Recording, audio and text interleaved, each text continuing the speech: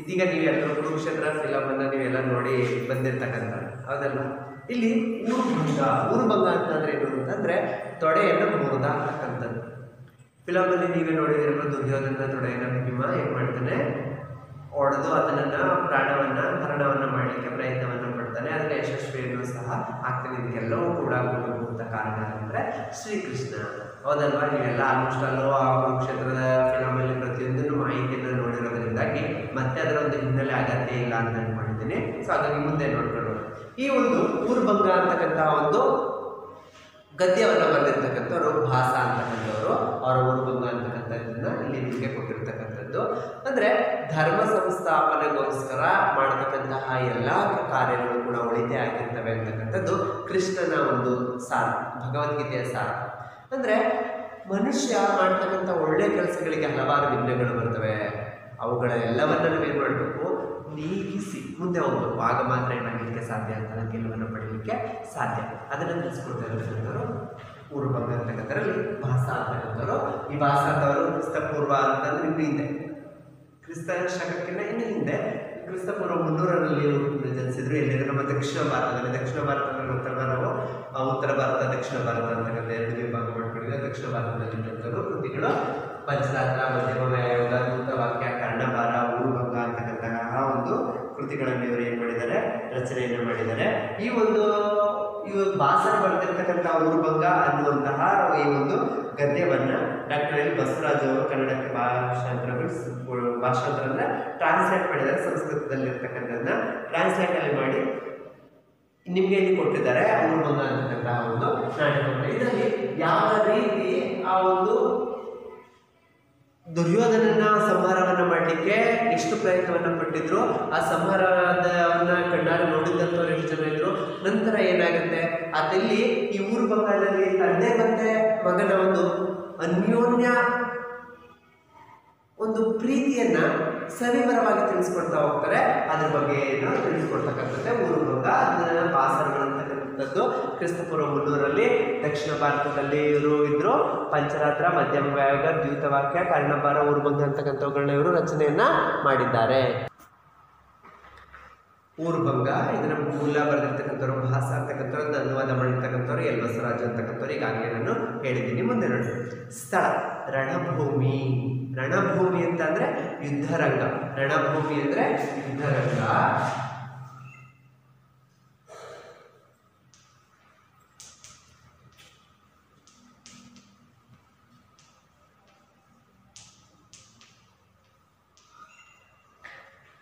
ಅಂದ್ರೆ ಯುದ್ಧ ನಡೀತಕ್ಕಂತಹ ಸ್ಥಳ. ಅಲ್ಲಿ ವಿವರಣೆಯನ್ನು ಕೊಡ್ತಾ ಇದ್ದಾರೆ. ದುರ್ಯೋಧನನ 100 ಜನ ತಮ್ಮಂದಿರು, ದುರ್ಯೋಧನನ ಸಹೋದರರು ಎಷ್ಟಿದ್ರು ಆ ಎಲ್ಲ ಸಹೋದರರು ಮರಣವನ್ನು ಹೊಂದಿದ್ದಾರೆ. ಜೊತೆಗೆ ಸೇನೆಯು ತುಂಬ ಸೇನೆ, 11 ಅಕ್ಷೋಹಿಣಿ ಸೈನ್ಯ ಒಟ್ಟು 18 ಅಕ್ಷೋಹಿಣಿ ಸೈನ್ಯ ಈ ಒಂದು ಯುದ್ಧದಲ್ಲಿ ಭಾಗವಹಿಸಿತ್ತು. 11 ಅಕ್ಷೋಹಿಣಿ ಸೈನ್ಯವು ಕೂಡ ಮರಣವನ್ನು ಹೊಂದಿದೆ. ಸೇನಾಧಿಪತಿಗಳು ಮುಟ್ಟಿದ್ದಾರೆ. ಸೇನಾಧಿಪತಿಗಳು ಅಂತಂದ್ರೆ ಸೇನೆಯನ್ನು ಮುನ್ನಡೆಸ್ತಕ್ಕಂತಹ ವ್ಯಕ್ತಿಗಳು ಇರ್ತಾರಲ್ಲ, ಮುಂದಾಡುವಂತ ಸೇನಾಧಿಪತಿಗಳು ಅಂತ ಕರಿತೀವಿ. ಆ ಸೇನಾಧಿಪತಿಗಳೆಲ್ಲ ಮಣ್ಣನ್ನು ಮುಕ್ಕಿದ್ದಾರೆ ಅಂದ್ರೆ, ಮಣ್ಣನ್ನು ತಿಂದವರು ಅಂದ್ರೆ ಸೋತು ಮರಣವನ್ನು ಹೊಂದಿದ್ದಾರೆ. ಅಂದ್ರೆ ಇಲ್ಲಿ ಧರ್ಮದ ಒಂದು ವಿಜಯಕ್ಕೋಸ್ಕರ ಏನ್ ಮಾಡ್ತಾನೆ, ಕೃಷ್ಣನೇ ಸ್ವತಃ ಪಾಂಡವರ ಸಾರಥ್ಯವನ್ನು ವಹಿಸಿ ಧರ್ಮ ಸಂಸ್ಥಾಪನೆಗೋಸ್ಕರ ಏನ್ ಮಾಡ್ತಾನೆ, ತಾನೇ ಸಾರಥ್ಯ ವಹಿಸಿ ಮುನ್ನುಡಿಯನ್ನ ಇಡ್ತಾನೆ. ಉಳಿದಿರುವವನು ದುರ್ಯೋಧನನೊಬ್ಬನೇ. ಎಲ್ಲರೂ ಮರಣವನ್ನು ಹೊಂದಿದ್ದಾರೆ. ಲಾಸ್ಟ್ ಇರ್ತಕ್ಕಂಥ ದುರ್ಯೋಧನ ಒಬ್ಬ ಮಾತ್ರ ಉಳ್ಕೊಂಡಿದ್ದಾರೆ. ಎಲ್ಲರೂ ಕೂಡ ಮರಣವನ್ನು ಹೊಂದಿದ್ದಾರೆ. ಅವನಿಗೂ ಭೀಮನಿಗೂ ಗದಾಯುದ್ಧ ಪ್ರಾರಂಭವಾದಾಗ ಅವನಿಗೂ ಮತ್ತೆ ಭೀಮ ಇವರಿಬ್ಬರಿಗೂ ಕೂಡ ಗದಾಯುದ್ಧ ಅಂತಕ್ಕಂಥದ್ದು ಶುರುವಾಗುತ್ತೆ. ಈ ಗದಾಯುದ್ಧ ಶುರುವಾಗಲಿಕ್ಕಿಂತ ಮುಂಚೆ ಈತ ಏನ್ ಮಾಡ್ತಾರೆ, ದುರ್ಯೋಧನ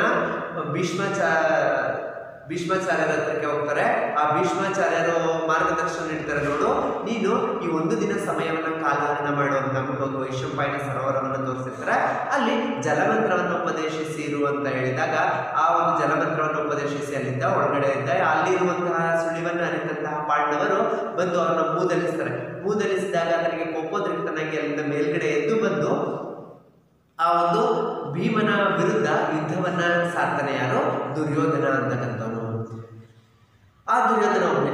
ಅವನಿಗೂ ಮತ್ತೆ ಭೀಮನಿಗೂ ಗದಾಯುದ್ಧ ಪ್ರಾರಂಭವಾದಾಗ ಅವನಿಗೂ ಮತ್ತೆ ಭೀಮ ಅವರಿಬ್ರಿಗೂ ಏನಾಗುತ್ತೆ, ಗದಾಯುದ್ಧ ಅಂದ್ರೆ ಗದೆಯಲ್ಲಿ ಯುದ್ಧವನ್ನ ಮಾಡ್ತಕ್ಕಂಥದ್ದು ಇಬ್ರು ಕೂಡ. ಸೊ ಹಾಗಾಗಿ ಅಂದ್ರೆ ಯುದ್ಧದ ನಿಯಮಗಳೇ ಇದೆ. ಕೆಲವೊಂದುಗಳು ಯಾರೋ ಗದೆ ನಡೆದಿರ್ತಾರೋ ಗದೆ ಹಿಡಿದಿರ್ತಕ್ಕಂಥ ಇರ್ತಕ್ಕಂಥವ್ರ ವಿರುದ್ಧವೇ ಯುದ್ಧವನ್ನು ಮಾಡಬೇಕು, ಇವುಗಳೆಲ್ಲವೂ ಇರ್ತಕ್ಕಂಥದ್ದು. ಸೊ ಹಾಗಾಗಿ ಇನ್ನು ಉಳಿದಿರ್ತಕ್ಕಂಥದ್ದು ಇನ್ನೊಬ್ಬ ಇರೋದ್ರಿಂದಾಗಿ ಇವನು ಮತ್ತೆ ಭೀಮ ಇಬ್ಬರು ಗದಾ ಯುದ್ಧವನ್ನು ಪ್ರಾರಂಭವಾದ ಸಂದರ್ಭದಲ್ಲಿ ದ್ವೈಪಾಯನ ಇರ್ತದೆ. ದ್ವೈಪಾಯನ ಅಂತಂದ್ರೆ ಪರಾಶರ ಮತ್ತೆ ಸತ್ಯವತಿಯ ಮಗ ಆಗಿರ್ತಕ್ಕಂಥವನು ದ್ವೈಪಾಯನ. ಅವನಿಂದ ಹಲಾಯುಧ ಇದ್ದ. ಹಲಾಯುಧ ಅಂತಂದ್ರೆ ಬಲರಾಮ ಇದ್ದ, ಕೃಷ್ಣ ಇದ್ದ, ವಿದುರ ಮುಂತಾದ ಪೂಜ್ಯರು ಅಂದ್ರೆ ಮಹನೀಯರು ಇವರೆಲ್ಲರೂ ಕೂಡ ಆ ದ್ವಂದ್ವ ಯುದ್ಧವನ್ನ, ಆ ದ್ವಂದ್ವ ಯುದ್ಧ ಅಂದ್ರೆ ಇಬ್ಬರ ಯುದ್ಧ. ದ್ವಂದ್ವ ಅಂದ್ರೆ ಎರಡು, ದ್ವಂದ್ವ ಅಂದ್ರೆ ಎರಡು ಅಂದ್ರೆ ಇಬ್ಬರು. ಆ ಇಬ್ಬರ ನಡುವಿನ ಯುದ್ಧವನ್ನ ಇವರೆಲ್ಲರೂ ನಿಂತು ನೋಡ್ತಾ ಇದ್ದಾರೆ. ಯುದ್ಧವನ್ನ ದೂರದಲ್ಲಿ ನಿಂತು ನೋಡುತ್ತಿದ್ದರು. ದೂರದಲ್ಲಿ ನಿಂತ್ಕೊಂಡು ಯುದ್ಧವನ್ನು ನೋಡ್ತಾ ಇದ್ದಾರೆ. ನೀವು ಫಿಲಂ ನೋಡಿದ್ರಲ್ಲ, ಏನು ಮರವನ್ನ ಕಿತ್ತು ಎಸ್ತು ಯುದ್ಧವನ್ನು ಮಾಡ್ತಾರೆ, ಇವುಗಳೆಲ್ಲವೂ ಕೂಡ ನಡೀತದೆ. ದುರ್ಯೋಧನನ ಕೈ ಚಳಕದ ಮುಂದೆ ಭೀಮನ ಬಲ ನಡೆಯುವುದಿಲ್ಲ. ದುರ್ಯೋಧನ ತುಂಬಾ ಪರಾಕ್ರಮಿಯಾದ ಯುದ್ಧದಲ್ಲಿ ಭೀಮನಿಗಿಂತ ಹೆಚ್ಚು ವಿಶೇಷ ಕೌಶಲ್ಯವನ್ನ ಪಡೆದಿದ್ದಂಥವನು. ಸೊ ಹಾಗಾಗಿ ಅವನ ಒಂದು ಕೈ ಚಳಕದ ಮುಂದೆ ಈ ಒಂದು ಭೀಮನ ಬಲ, ಭೀಮ ಶಕ್ತಿವಂತ, ಆದ್ರೆ ಶಕ್ತಿಗಿಂತ ಯುಕ್ತಿ ಬೇರೆ ಅಂತಕ್ಕಂಥದ್ದನ್ನು ನಾವು ಕೇಳಿದ್ದೀವಿ. ಸೊ ಹಾಗಾಗಿ ಇವನು ತುಂಬಾ ಬುದ್ಧಿವಂತ ಆಗಿದ್ದ ದುರ್ಯೋಧನ. ಆ ದುರ್ಯೋಧನ ಮುಂದೆ ಭೀಮನ ಬಲ ನಡೀತಾ ಇರಲಿಲ್ಲ. ಭೀಮನು ತಲೆಗೆ ಪೆಟ್ಟು ತಿಂದು ತಡೆಯಲಾರದೆ ನೆಲಕ್ಕೆ ನೋಡುತ್ತಾನೆ. ಭೀಮನ ಒಂದು ತಲೆಗೆ ಗದೆಯಿಂದ ಹೊಡಿತಾನೆ. ಆ ಗದೆಯಿಂದ ಹೊಡೆದ ತಕ್ಷಣ ಏನ್ ಮಾಡ್ತಾನೆ, ಆ ಭೀಮನಿಗೆ ತಲೆಗೆ ಪೆಟ್ಟಾಗತ್ತೆ. ಪೆಟ್ಟಾದಾಗ ಆತ ಆ ಪೆಟ್ಟನವನ್ನ ತಡೆಯಕ್ಕಾಗದೆ ಅಂತ ನೆಲಕ್ಕೆ ಬೀಳ್ತಾನೆ. ಯಾವಾಗ ಆತ ಭೀಮ ನೆಲಕ್ಕೆ ಬೀಳ್ತಾನೋ, ನೆಲಕ್ಕೆ ಬಿದ್ದ ಭೀಮನನ್ನ ಈತ ಮೂದಲಿಸ್ತಾ ಇದ್ದಾನೆ. ಮೂದಲಿಸುವಂತ ಅಣಕಿಸ್ತಾ ಇದ್ದಾನೆ. ಏನಂತ, ದುರ್ಯೋಧನನು ನೆಲಕ್ಕೆ ಉರುಳಿದ ಭೀಮನನ್ನು ಕಂಡು ಆ ದುರ್ಯೋಧನ ನೆಲಕ್ಕೆ ಬಿದ್ದಿರ್ತಕ್ಕಂಥ ಭೀಮನನ್ನು ನೋಡಿ ಹೇಳ್ತಾನೆ, ಹೆದರಬೇಡ ಭೀಮ, ಓ ಭೀಮನೇ ನೀನೇನ್ ಮಾಡ್ಬೇಡ, ಎದುರ್ಕೋಬೇಡ, ತಲೆ ಕೆಡಿಸ್ಕೊಬೇಡ ನೀನು. ಯಾಕೆ ಅಂತ ಅಂತ್ಯ, ನೆಲಕ್ಕೆ ಬಿದ್ದ ಶತ್ರುವನ್ನು ಯಾವ ವೀರನು ಘಾತಿಸುವುದಿಲ್ಲ. ನೆಲಕ್ಕೆ ಬಿದ್ದಿರ್ತಕ್ಕಂಥ ಶತ್ರುವನ್ನ, ಎಂಥ ಶತ್ರು ಆದರೂ ಸರಿ, ಆ ಶತ್ರುವನ್ನ ವೀರ ಪರಾಕ್ರಮಿ ಆದಂತವನು ಘಾತಿಸುವುದಿಲ್ಲ ಅಂದ್ರೆ ಹೊಡೆಯೋದಿಲ್ಲ. ಅಂದ್ರೆ ನಿಯಮಗಳಿದೆ. ಅದರಲ್ಲಿ ನಾನು ಆಲ್ರೆಡಿ ಹೇಳಿದಾಗೆ, ಯಾವಾಗ ಇಬ್ಬರು ಶಸ್ತ್ರಗಳನ್ನು ಹಿಡಿದಿರ್ತಾರೋ ಆಗ ಮಾತ್ರ ಯುದ್ಧವನ್ನು ಮಾಡಬೇಕು, ಇಲ್ಲ ಯುದ್ಧವನ್ನು ಏನು ಮಾಡಬಾರ್ದು, ಮಾಡಬಾರ್ದು. ಯಾವ ವೀರನು ಘಾತಿಸೋದಿಲ್ಲ, ತೊಂದರೆಯನ್ನು ಕೊಡೋದಿಲ್ಲ ಎಂದು ಮೊದಲಿಸ್ತಾನೆ. ಅಪಹಾಸ್ಯಕ್ಕೀಡಾದ ಭೀಮನಿಗೆ, ಅಪಹಾಸ್ಯಕ್ಕೀಡಾಯ್ತಾನೆ ಭೀಮ. ಅಪಹಾಸ್ಯಕ್ಕೀಡಾದ್ರೆ ಅಣಕಿಸ್ಕೊಂತ ರೀತಿಯಲ್ಲಿ ಆಗೋದು, ಛೇ ಇಷ್ಟೊಂದು ಪರಾಕ್ರಮಿಯಾಗಿದ್ದು ನಾನು ಈ ಒಂದು ದುರ್ಯೋಧನ ಮುಂದೆ ನಾನು ಏನಾಗ್ತಾ ಇದ್ದೀನಿ, ಅಪಹಾಸ್ಯಕ್ಕೀಡಾಗ್ತಾ ಇದ್ದೀನಿ, ಎಂಥ ಒಂದು ಪ್ರಸಿದ್ಧಿ ಬಂತು ಅಂತ ಒದ್ದಾಡ್ತಾ ಇರ್ತಾನೆ. ಆ ಸಂದರ್ಭದಲ್ಲಿ ಕೃಷ್ಣನು ತನ್ನ ತೊಡೆಯನ್ನು ತಟ್ಟಿಕೊಂಡು ರಹಸ್ಯವಾಗಿ ಸನ್ನೆ ಮಾಡಿದ ತಡ.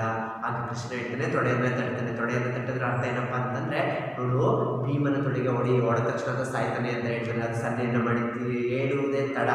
ತಕ್ಷಣ ಭೀಮಸೇನ ಏನ್ ಮಾಡ್ತಾನೆ, ಭೀಮಸೇನ ಅಂದ್ರೆ ಭೀಮ ಎದ್ದು ನಿಂತ್ಕೊಂಡು ಚೇತರಿಸಿಕೊಂಡಿದ್ದು ಅಂತಂದ್ರೆ ಹುಷಾರಾಗಿ ಬೇಗ ಎದ್ದು ತನ್ನ ಎರಡು ಕೈಗಳಿಂದ ಚಿತ್ರಾಂಗದ ಅಂತಕ್ಕಂತಹ ಒಂದು ಮಹಾಗದೆಯನ್ನು, ಅವನ ಒಂದು ಗದೆ ಹೆಸರೇನು ಚಿತ್ರಾಂಗದ, ಆ ಚಿತ್ರಾಂಗದ ಎನ್ನುವಂತಹ ಮಹಾಗದೆಯನ್ನು ಎತ್ತುಕೊಂಡು ಸಿಂಹನ ಗರ್ಜನೆಯನ್ನು ಮಾಡ್ತಾರೆ. ಜೋರಾಗಿ ಅರ್ಚಿ ಬೀಸಿ ದುರ್ಯೋಧನ ತಲೆಗೆ ಹೊಡಿತಾನೆ. ಬೀಸಿ ದುರ್ಯೋಧನ ಒಂದು ತೊಡೆಗೆ ಹೊಡಿತಾನೆ. ಯಾವಾಗ ದುರ್ಯೋಧನ ತೊಡೆಗೆ ಬೀಳುತ್ತೋ, ಬಿದ್ದ ತಕ್ಷಣ ದುರ್ಯೋಧನನ ನೆಲ ಕೊರಗಿದ. ದುರ್ಯೋಧನ ನೆಲಕ್ಕೆ ಹೊರಿತಾನೆ. ಅಂದ್ರೆ ಅದೇನಾಯ್ತಾನೆ, ಬೀಳ್ತಾನೆ ಕೆಳಗಡೆ. ಬಿದ್ದು ಏನಾಗುತ್ತೆ, ಅವನಿಗೆ ತೊಂದರೆ ಅಂತಕ್ಕಂಥದ್ದು ಆಗುತ್ತೆ. ಅದೇ ಸಮಯವಿದ್ದು ಕೃಷ್ಣನು ಭುಜವನ್ನು ಅವಲಂಬಿಸಿದ ಭೀಮನನ್ನು ಪಾಂಡವರು ತಮ್ಮ ಶಿಬಿರಕ್ಕೆ ಕರೆದೊಯ್ಯುವರು.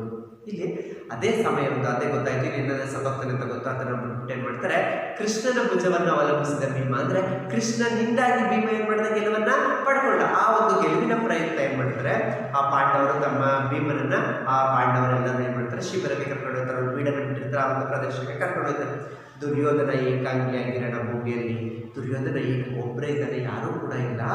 ಆ ಒಂದು ಯುದ್ಧ ಭೂಮಿಯಲ್ಲಿ ಪೂರಾ ಗಾಯಗೊಂಡು ಪೂರ್ತಿ ಗಾಯಗೊಂಡಿದ್ದಾನೆ. ಸೊ ಹಾಗಾಗಿ ಏನಾಗ್ತಾ ಇಲ್ಲ, ಆತನಿಗೆ ಹೇಳಲಿಕ್ಕೆ ಆಗ್ತಾ ಇಲ್ಲ. ಪೂರಾ ಗಾಯಗೊಂಡು ಕೆಳಗೆ ಬಿದ್ದು ಪ್ರಾಣ ಸಂಕಟದಿಂದ ಜೀವ ಹೋಗ್ತಾ ಇದೆ. ತುಂಬಾ ರಕ್ತಸ್ರಾವ ಆಗ್ತಾ ಇದೆ. ಸೊ ಹಾಗಾಗಿ ಕೆಳಗಡೆ ಬಿದ್ದು ಪ್ರಾಣ ಸಂಕಟ ನರಳಾಡ್ತಾ ಇದ್ದಾನೆ. ರಂಗದ ಮೇಲೆ, ಆ ಒಂದು ಸ್ಟೇಜ್ ಮೇಲೆ ಕೇವಲ ನರಳುವ ಶಬ್ದ ಮಾತ್ರ ಕೇಳಿಬರ್ತದೆ, ನರಳಾಟದ ಒಂದು ಶಬ್ದ ಮಾತ್ರ ಕೇಳಿಬರುತ್ತೆ. ಆಗ ಬಲರಾಮ ಏನ್ ಮಾಡ್ತಾನೆ, ಅಲ್ಲಿಗೆ ಎಂಟ್ರಿಯನ್ನು ಕೊಡ್ತಾನೆ. ಎಲ್ಲಿ ಎಂಟ್ರಿಯನ್ನು ಕೊಟ್ಟ, ಆ ಒಂದು ಸ್ಟೇಜ್ಗೆ ಎಂಟ್ರಿಯನ್ನು ಕೊಟ್ಟ. ಯಾರು ಎಂಟ್ರಿಯನ್ನು ಕೊಟ್ಟಂತವರು, ಯಾರು, ಬಲರಾಮ. ಆಗ ಬಲರಾಮ ಹೇಳ್ತಾನೆ, ಎಲಲೇ ಪಾರ್ಥಿವರೇ ಅಂತ ಅಂದ್ರೆ, ಓ ಪಾರ್ಥರೆ ಅಂದ್ರೆ ಪಾಂಡುರಾಜನ ಮಕ್ಕಳೇ, ಇದು ತರವಲ್ಲ, ಇದು ನಿಮ್ಗೆ ಯೋಗ್ಯವಾದಂಥದ್ದು ಅಲ್ಲ. ನಿಮ್ಗೆ ಇಡೀ ಒಂದು ಭೂಮಿಯಲ್ಲಿ ತನ್ನದೇ ಆದಂತಹ ಒಂದು ಶ್ರೇಷ್ಠವಾದಂತಹ ಒಂದು ಗೌರವ ಇದೆ, ಅದು ನಿಮ್ಗೆ ಯೋಗ್ಯವಾಗಿರ್ತಕ್ಕಂಥದ್ದಲ್ಲ. ಶತ್ರು ಬಲಕ್ಕೆ ಮೃತ್ಯು ಸ್ವರೂಪವಾದ ಈ ನನ್ನ ಆಯುಧವನ್ನು ಗಮನಿಸಿದೆ. ಶತ್ರುಗಳ ಬಲಕ್ಕೆ ಅಥವಾ ಶತ್ರುಗಳ ಒಂದು ಶಕ್ತಿ ಏನಿದೆಯೋ ಆ ಒಂದು ಶಕ್ತಿಗೆ ಮೃತ್ಯುವಿನ ರೂಪದಲ್ಲಿ ಇರ್ತಕ್ಕಂಥದ್ದು ಯಾವುದು? ಈ ಅಲಾಯುಧ. ಅಲಾಯುಧನ ನೇಗಿಲನ ಆಯುಧವನ್ನಾಗಿ ಉಳ್ಳಂತವನು ಯಾರು?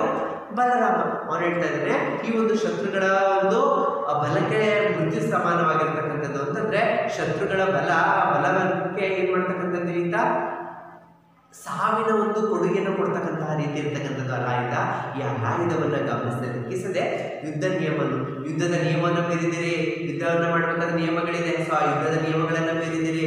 ಅಷ್ಟೇ ಅಲ್ಲ, ನನ್ನನ್ನು ಸೊಕ್ಕಿನಿಂದ ನಿರ್ಲಕ್ಷಿಸಿ ನನ್ನನ್ನು ನೀವು ಸೊಕ್ಕು ದುರಾಂಕಾರದಿಂದ ಏನ್ ಮಾಡಿದಿರಿ? ಕಡೆಗಣಿಸಿದ್ದೀರಿ. ಕಡೆಗಣಿಸಿ ತೊಡೆಗಳಿಗೆ ಹೊಡೆದು ದುರ್ಯೋಧನನ ತೊಡೆಗೆ ಹೊಡೆದು ಭೀಮನ್ನು ನೆಲ ತೋರಿಸಿಬಿಟ್ಟ. ಭೀಮ ಏನ್ ಮಾಡ್ತಾನೆ? ತನ್ನ ಕೆಳಗಡೆ ಬಿದ್ದೋರುವ ರೀತಿಯಲ್ಲಿ ಮಾಡ್ತಾ ತೆರೆ ನೋಡಿ ಯಾವುದು ಸ್ಟೇಜ್ ಕಾರ್ಟನ್ ಬಿಡ್ತಾರಲ್ಲ ಅಲ್ಲಿ ನೋಡಿ, ಅಯ್ಯ ದುರ್ಯೋಧನ, ಓ ದುರ್ಯೋಧನನೇ, ಒಂದು ನಿಮಿಷ ಪ್ರಾಣವನ್ನು ಬಿಗಿ ಹಿಡಿದು ಒಂದೊಂದೇ ಒಂದು ನಿಮಿಷ ನೀನು ಏನ್ ಮಾಡು, ಪ್ರಾಣವನ್ನು ಬಿಗಿಯಾಗಿ ಹಿಡ್ಕೋ. ನೀನು ಯೋಚನೆ ಮಾಡಬೇಡ, ನಾನಿದ್ದೀನಿ.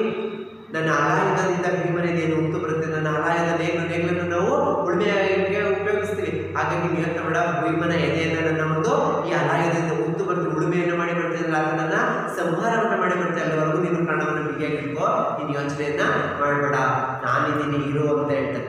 ಆಗ ತೆರೆ ಮನೆಯಲ್ಲಿ ಪ್ರಸನ್ನರಾಗಬೇಕು ಬಲ್ಲ ಭಗವಾನ್ ಆಯುಧ ಪ್ರಸನ್ನರಾಗಬೇಕು. ಸಮಾಧಾನವಾಗಿ ಸಂಪನ್ನರ ಪ್ರಸನ್ನರಾಗಬೇಕು ಅಂದ್ರೆ ಸಮಾಧಾನವಾಗಿ ಶಾಂತರಾಗಿರಿ. ಓ ಭಗವಾನ್ ಆಯುಧನೇ, ಓ ಭಗವಾನ್ ಬಲರಾಮನೇ, ಏನ್ ಮಾಡೋದು ನೀವು? ತಾಳಿ ಸಮಾಧಾನದಿಂದ ಇರಿ. ಬಲರಾಮ ತೆರೆಯ ಪಕ್ಕಕ್ಕೆ ನೋಡಿ, ತೆರೆಯ ಪಕ್ಕಕ್ಕೆ ಅಂದ್ರೆ ಆ ಒಂದು ಕರೆಂಟನ್ನು ಬಿಡ್ತಾ ಇರ್ತಾರಲ್ಲ ಅದರ ಪಕ್ಕದಲ್ಲಿ ನಿಂತ್ಕೊಂಡು ಹೇಳ್ತಾನೆ, ಈ ದುರವಸ್ಥೆಯಲ್ಲಿ ಪಾಪ ದುರವಸ್ಥೆಯಲ್ಲಿ ನಡೆಯಕ್ಕೆ ಆಗ್ತಾ ಇಲ್ಲ ಅಂತಹ ಒಂದು ಪರಿಸ್ಥಿತಿಯಲ್ಲಿ ಪಾಪ ದುರ್ಯೋಧನನ್ನು ತೆವಳ್ಕೊಂಡು ನಡೆಯಕ್ಕಾಗ್ತಾ ಇಲ್ಲ. ತೆವಳ್ಕೊಂಡು ಬರ್ತಾ ಕಾಲ ಶಕ್ತಿಯನ್ನು ಕಳ್ಕೊಂಡ್ಬಿಟ್ಟಿದೆ, ನಡೆಯಕ್ಕಾಗ್ತಾ ಇಲ್ಲ. ತೆವಳ್ಕೊಂಡು ನನ್ನನ್ನೇ ಬಳಸಿ ನನ್ನ ಕಡೆಗೆ ನನ್ನ ಇದ್ದೇನೆ ಅಂತ ಬರ್ತಾ ಇದ್ದಾನೆ. ರಕ್ತವೆಂಬಾರಣ ಚಂದ್ರನಿಂದ ಎಷ್ಟು ದೇದೀಪ್ಯಮಾನನಾಗಿದ್ದಾನೆ. ರಕ್ತ ಅಂತಕ್ಕಂಥದ್ದನ್ನ ಯುದ್ಧ ಭೂಮಿಯಲ್ಲಿ ಗಂಧದ ರೀತಿಯಲ್ಲಿ ಹಚ್ಕೊಂಡು ಅದೆಷ್ಟು ದೇದೀಪ್ಯಮಾನ ಅಂದ್ರೆ ಪ್ರಕಾಶಮಾನ.